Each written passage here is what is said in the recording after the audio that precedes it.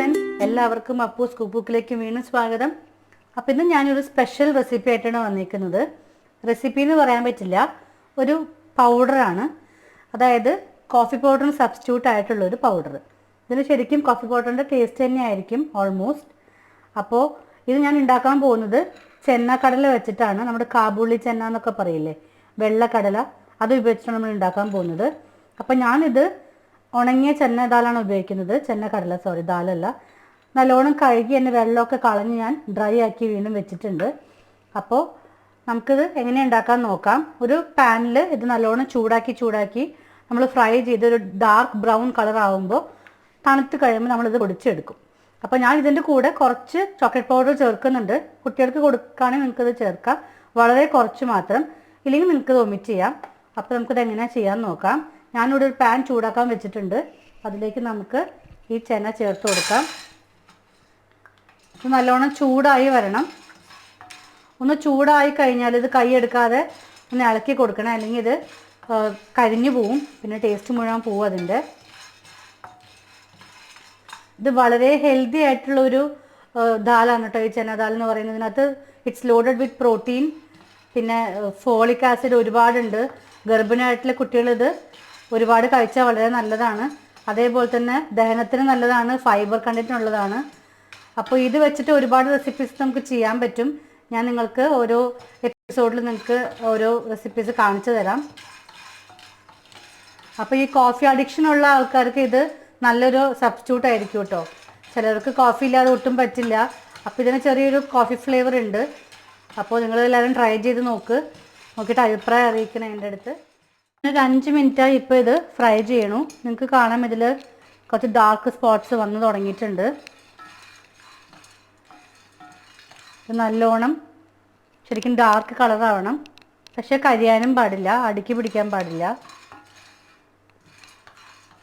ഞാനൊരു ജസ്റ്റ് ഒരു കൈപ്പിടിയാണ് ഇപ്പോൾ എടുത്തേക്കുന്നത്. ഞാൻ കുറച്ചേ ഉണ്ടാക്കി വയ്ക്കുന്നുള്ളൂ. അപ്പോൾ ഇതായിപ്പോൾ ഒരു 15 മിനിറ്റ് ആയിട്ടുണ്ട്. നിങ്ങൾക്ക് ഇതിൻ്റെ ഡാർക്ക് സ്പോട്ട്സ് കുറച്ച് കൂടിയതായിട്ട് കാണാം. ഇനി നിങ്ങൾ സിമ്മിലിട്ടിട്ട് വേണം ഇത് ഫ്രൈ ചെയ്യാനായിട്ട്.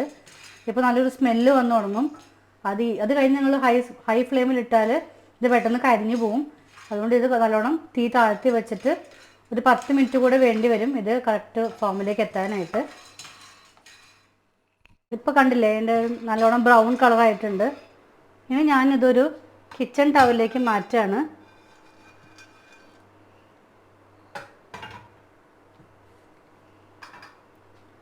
അപ്പോൾ നമ്മളിത് ഡ്രൈ റോസ്റ്റ് ചെയ്തതുകൊണ്ട് പുറത്ത് എന്തായാലും കുറച്ചൊക്കെ ഒന്ന് കരിഞ്ഞിട്ടുണ്ടാവും.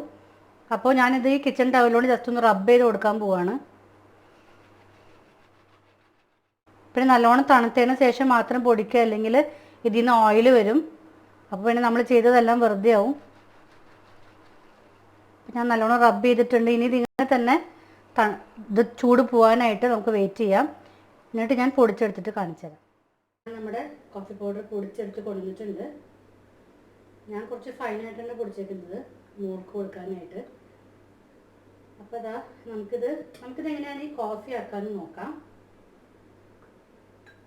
പിന്നെ ഇത് സ്റ്റോർ ചെയ്യാനായിട്ട് നല്ല ക്ലീനായിട്ട് കഴുകി ഉണങ്ങിയ ഒരു കുപ്പിയിൽ നമുക്കിത് സ്റ്റോർ ചെയ്ത് വയ്ക്കാം, അല്ലെങ്കിൽ അത് കട്ട കിട്ടും.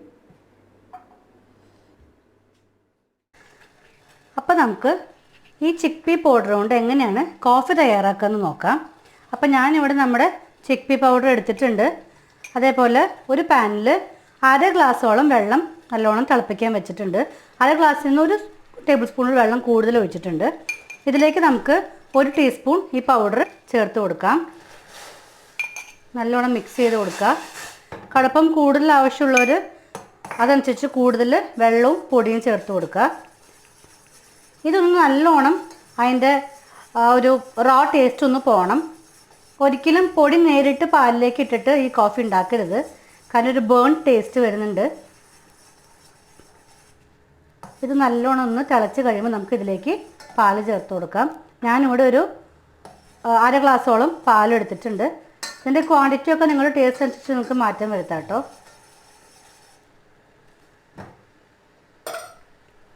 നമുക്കിതിലേക്ക് പാൽ ഒഴിച്ച് കൊടുക്കാം.